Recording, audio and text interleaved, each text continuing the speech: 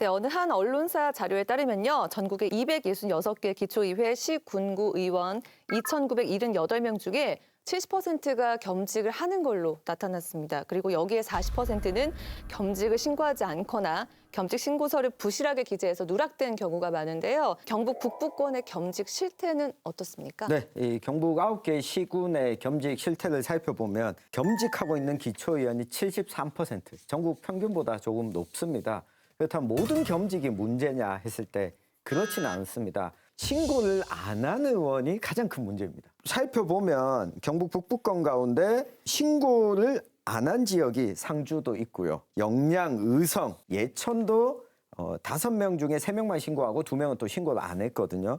이걸 따져보면 비영리 법인에서 역할을 맡고 있거나 이런 부분은 의원들이 활동을 하다 보면 지역의 민원을 청취하는데 충분히 공개해놓고 겸직을 할 수 있지만 수익이 나는 사업에 겸직을 하고 있는 경우에는 금지하고 있거든요. 금지하고 있는 위법성 있는 겸직도 문경 같은 경우에는 2건 정도 확인이 되고 있어서 이 부분은 차기 지방의회가 구성이 되면 조금 더 엄밀하게 적용을 해야 될 것 같습니다. 이게 이제 특히 공무원들이 해보니까 이거는 전혀 안 해도 상관없다.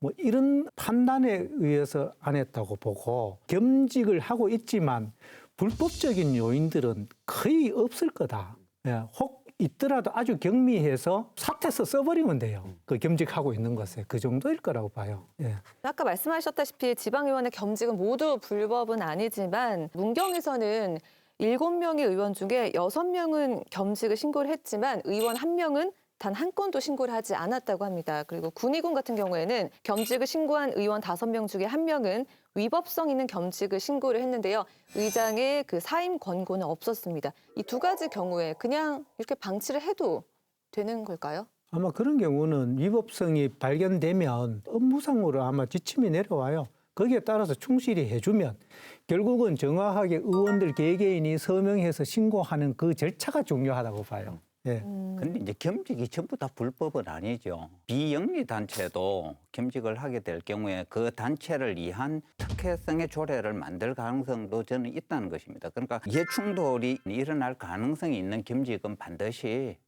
본인이 피하는 게 옳다고 보고요. 상주시 8대 의회 겸직과 관련해 갖고 윤리특위가 여러 번 구성이 됐어요. 한 명은 10일간의 출석 금지, 공개 사과, 또 한 분은 심지어 불신임 의결이 돼서 그 부의장 자리와 운영위원장 자리를 내려놔야 되는 그런 경우가 있었거든요. 결국은 의원님도 해야 되고 수익을 발생하는 그 어떤 단체의 직도 유지하겠다는 거지 않습니까? 이런 부분들에 대해서 좀 엄격하게 처리를 해야 되는데 실질적으로 사법부의 판단은 겸직에 대해서 굉장히 관대한 처분을 내렸다라는 그런 말씀을 드리겠습니다. 또 이런 것 같아요. 본인의 명의가 아니지만은 다양한 형태로 이 건에 개입을 하고 있는 게 지방의회의 현주소다. 이거는 갖다 부인할 수 없는 사실들이니까 이걸 어떻게 좀 해결해 볼 건가에 대해서는 우리 모두가 같이 머리를 맞대야 되는 부분이라고 봅니다.